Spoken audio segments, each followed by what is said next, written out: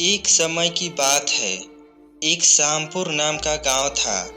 उस गांव में दो दोस्त रहते थे। उन दोनों का नाम रोहित और सोहन था।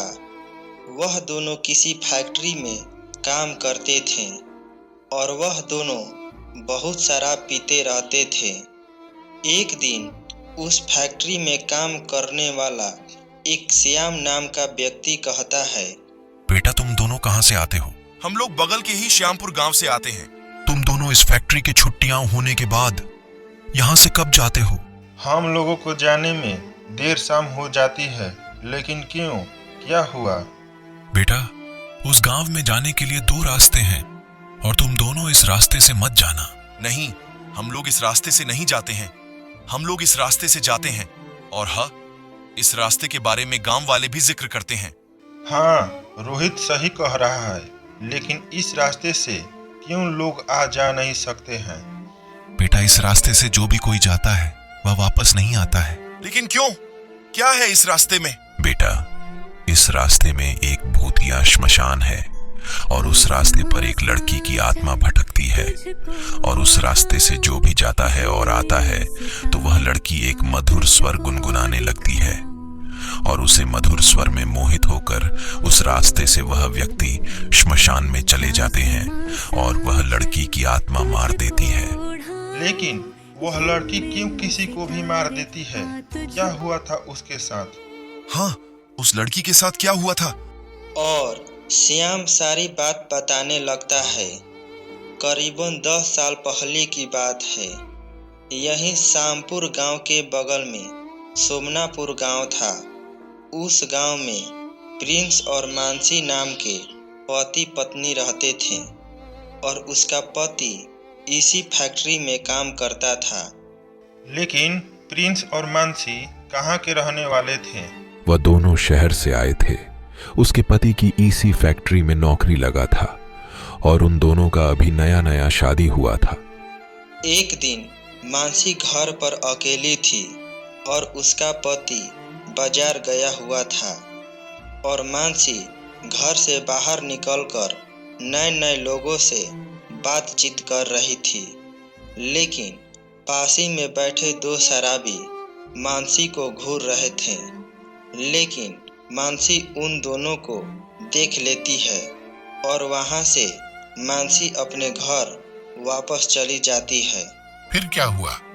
क्या वह दोनों शराबी वहां से चले गए? हाँ, वह दोनों शराबी चले तो गए, लेकिन एक दिन फिर से वही दोनों शराबी मानसी के घर जाकर बदतमीजी कर रहे थे। क्या उसका पति घर पर नहीं था? नहीं, उसका पति इसी फैक्ट्री में काम करने के लिए आया था और उसकी पत्नी एक बच्चे को जन्म देने वाली थी। लेकिन गांव वाले थे ना, जब वह मानसी के साथ बदतमीजी कर रहे थे तब? हाँ, और मानसी उन दोनों शराबियों से जैसे तैसे करके वहां से भागकर गांव वालों के पास चली गई और गांव वाले उन दोनों शराबियों को बहुत मारते हैं। और कुछ दिन बाद एक रात बहुत तेज बारिश हो रही थी और इधर मानसी के पेट में बहुत दर्द हो रहा था। इधर प्रिंस घबरा गया था। क्या हुआ मानसी, तुम ठीक हो ना? सुनिए प्रिंस जी, मेरे पेट में बहुत तेज दर्द हो रहा है। और इधर यह बारिश रुकने का नाम नहीं ले रही थी। जैसे तैसे करके प्रिंस एक ठेले पर अपनी पत्नी को सुलाकर अस्पताल ले जा रहा था। तभी वह दोनों शराबी आकर ठेला पलट देते हैं और मानसी जमीन पर गिर जाती है। प्रिंस और मानसी हाथ जोड़कर बोल रहे थे, हम दोनों को जाने दो भैया, प्लीज। मेरी पत्नी प्रेग्नेंट है और उसके पेट में बहुत दर्द हो रहा है। प्लीज भैया, जाने दीजिए। भगवान के लिए हम दोनों को जाने दो भैया, प्लीज।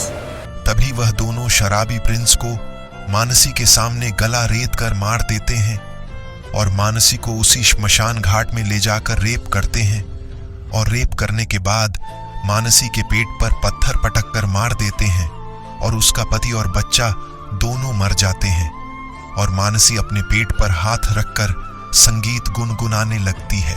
और वह दोनों शराबी उसी शमशान घाट में प्रिंस और मानसी को दफना देते हैं। और तब से आज तक उस रास्ता से जो कोई भी जाता है तो मानसी की आत्मा उसी शमशान घाट में से मधुर संगीत गुनगुनाने लगती है और लोग उस मधुर संगीत में मोहित होकर उसी शमशान घाट में चले जाते हैं और वापस नहीं आते हैं।